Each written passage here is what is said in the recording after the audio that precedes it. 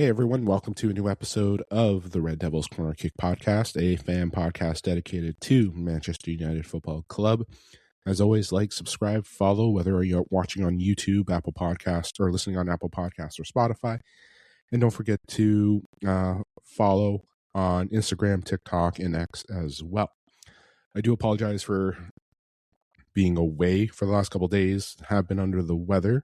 I am back today doing the preview for tomorrow's match against Aston Villa. I will also be doing another episode for the women's squad who's facing Tottenham tomorrow as well, as I mentioned in my last episode. It is kind of a dual day for Manchester United with a League Cup quarterfinal against Tottenham for the women's squad, and then the men, and a couple hours after that facing Aston Villa. So yes, short episode for this, just the preview. I do apologize for sounding a little stuffed, but I will try to do my best with the recording. So yes, we do have Aston Villa tomorrow.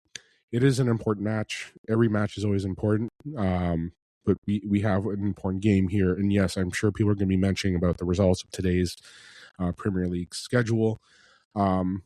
Listen, they have a lot of work to do against a very talented Aston Villa side.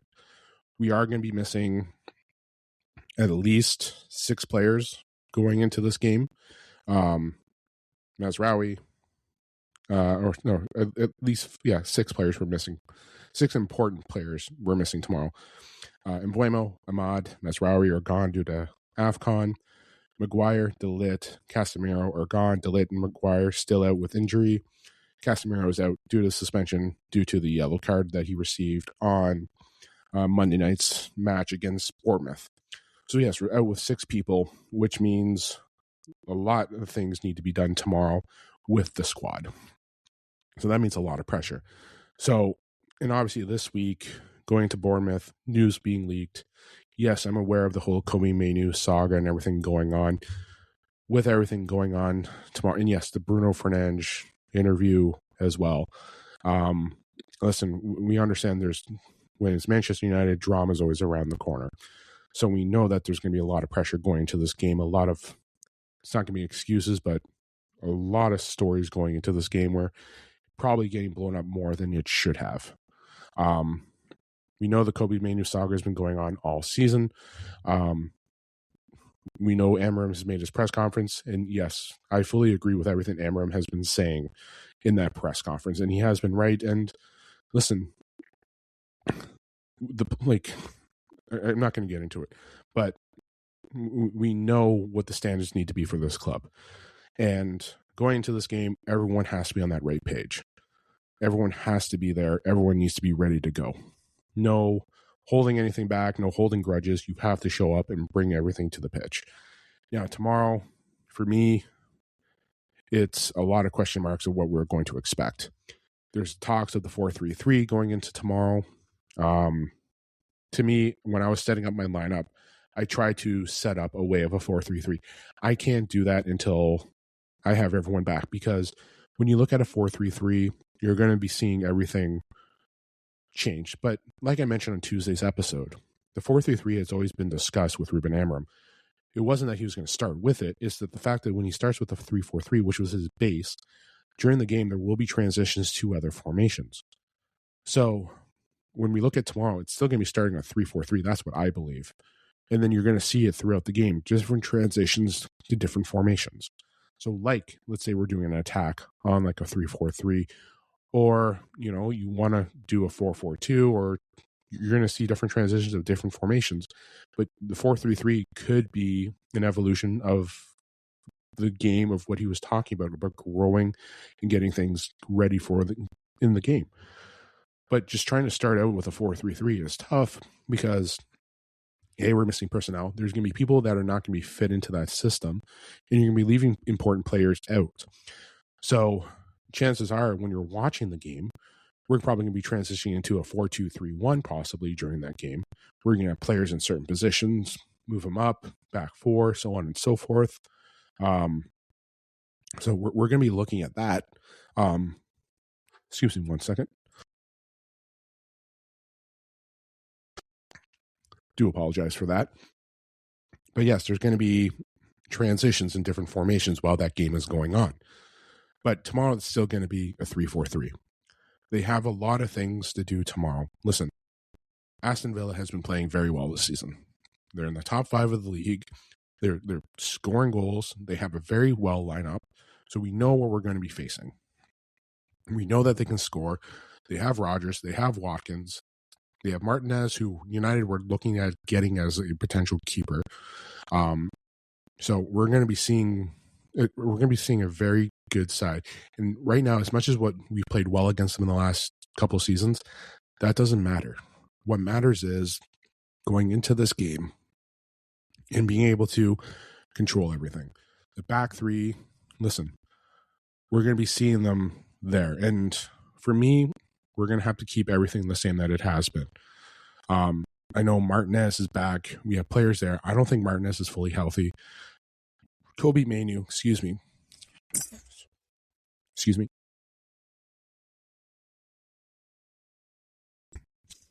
My apologies, guys. Kobe Manu, hopefully, it should be starting tomorrow. I don't think Martinez is ready there yet. He'll be in a rotational. I think Aiden Heaven still remains that spot. Heaven has played well. The midfield has to be stronger. Ruben Amorim does have a lot of tasks for tomorrow. So we're going to be seeing probably Youth, Fletcher, I know Lacey, Fredrickson will probably be in the lineup tomorrow. I'm hoping that Sesko is able to start, but we're probably going to look at setting up the system a little bit different with the squad because we have to be able to rotate and have the right pieces to help with the depth. So that's the important thing. But looking at it tomorrow with my squad, I have Lamens, still sticking with the same back three of Euro, Heaven, and Shaw, just because I don't think Leach is ready to go. We may see him earlier on if Shaw is struggling, because I don't think Shaw can keep continuously making to a full 90 minutes. Euro, Heaven, Shaw. Dorgu is going to make the start on the right. You're going to have Manu, Fernandes, and Dolo. I think it's Manu's time to fill in, be that replacement for Casemiro. Nothing against Ugarte, but Ugarte has to come off the bench if he's ready. But I know there's not much trust there from Ruben. But I think this is Manu's point to come in and show. We may have an adjustment at the top three, but I'll just talk with what I'm going with. Obviously, Mbeumo's gone, but Mount, Cunha, those two have been working well together. It's been consistent, but having those two there, and Sesko gets to start. Nothing against Xerxes, but having Sesko back does help. And having him last week come on, he did look well. Contributed to that Cunha goal. Obviously, the pass didn't get to him directly, but him leading that and getting that contribution in a way to help Cunha get that goal and get that for us to take the lead at the time. We know what the end result was. But having that there is important, to say the least. But yeah, like it could go any other way, but I don't think Ugarte will be there in the starting lineup. I think it has to be with Manu and Fernandes, Mount and Cunha. And yeah, that's what I think the best lineup is. I don't think you can do a back four with this lineup. You could do a transition with, like, let's say, it would even be tough to try and do a 3-4. Like when you're trying to think of a 3-4-3, how would you play it? Because you would need someone to be out on the wing, who would be your attacker, even if you try to do that tomorrow. Even when you look at it here in a 3-4-3 or a 4-3-3, sorry, but like your back four would be who? And then you're thinking about if Leach is ready to go, if he's game fit. The 4-3-3 wouldn't work right now if you bring back those players and then start implementing it as a rotational in game, not as a starting piece. Because again, Amorim said the 3-4-3 is always going to be there, but transitioning to other formations in the game will come as the team gets more familiar with the system that he's trying to implement. So yes, the talk of 4-3-3 was there, but the talk was always going to be there. He's mentioned it in other press conferences back when everyone was throwing fits about the 4-3-3. No, the talk was always going to be eventually coming to it. It is just implementing it in a way when they're looking at the game. So let's just Let things develop the way they're supposed to be, and we'll wait and see. Again, we can talk about Manu. We can talk about like everything that's going on with that, the Bruno Fernandes. But tomorrow, we have to come out with a win. It is like I'm always going for the win. I'm always hoping for it. I'm always looking at the positive. But tomorrow has to be a focus on beating Villa, taking the points, moving up. This is a perfect game to show up and show that you're still willing to fight. We're down 6 players.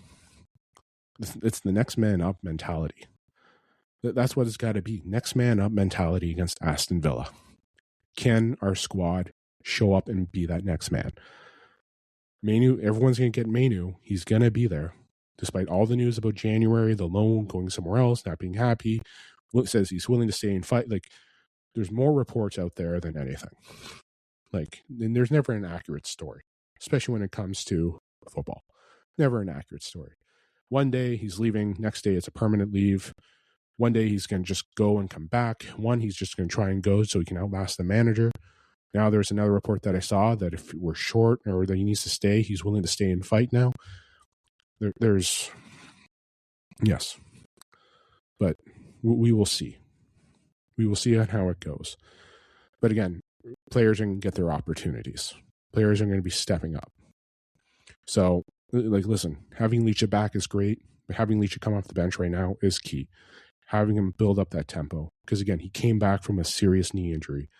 We have to make sure that he's good to go. So maybe we're just going to see more minutes in the second half. Dorgu, having him get this opportunity, that is key. Him being able to operate on the right side is key as well. So having him step up while Ahmad is gone.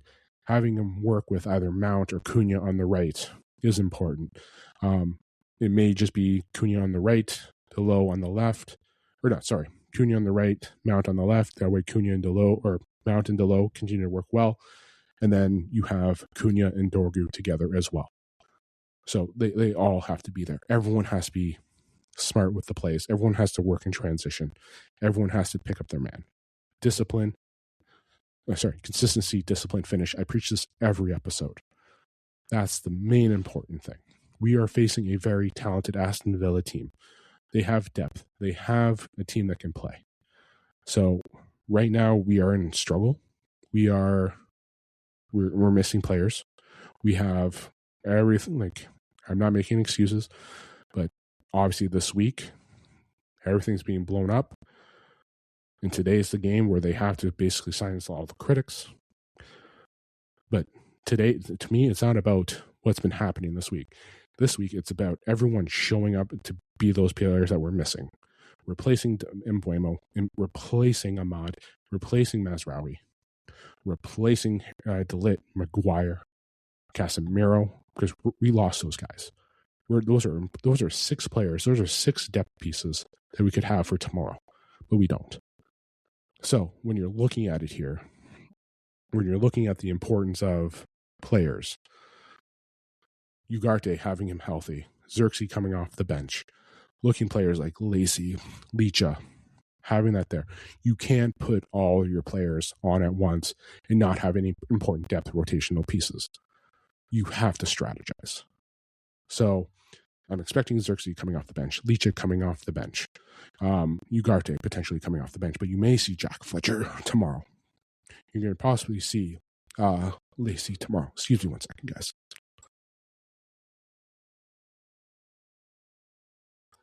I really do apologize, guys, for the interruptions and everything. But yes, we are going to see. We may see academy players debut tomorrow. We may, but the important thing is the depth and making sure that we have the right pieces. We can't throw all our tools in one handbasket and say, "Here you go, hope for the best." Amron's still going to be strategizing and preparing itself. So again, my lineup, as I stated before, Lemens, Yoro, Heaven, Shaw, Dorgu, Manu, Fernandes, Delo, Mount, Sesko, Cunha. That is going to be your starting lineup for tomorrow. But yes, take a look at that. But yeah, I'll do my post game after, if I'm able to. If I'm struggling, I'll try to do my best. If not, you will see my ratings and everything as well. I'll try to do a feedback or a post on what I think my in-game analysis were. But yes, tune into the game tomorrow. I'll do my post game. Also, I'll be doing another episode if I can. I will be working on trying to get another episode out for the women's squad preview against Tottenham. So please tune into that as well. But yes, post game will come tomorrow. United have to step up, next man up mentality. Everyone has to be there, focus. Again, consistency, discipline, finish as well. So enjoy the game tomorrow. Enjoy the rest of your Saturday. I will talk to you guys after the match. Again, like, subscribe, follow, whether on YouTube, Apple Podcasts, or Spotify, and also on social media, TikTok, X, and Instagram as well. This is the Red Devils Corner Kick Podcast. Glory, glory, Man United.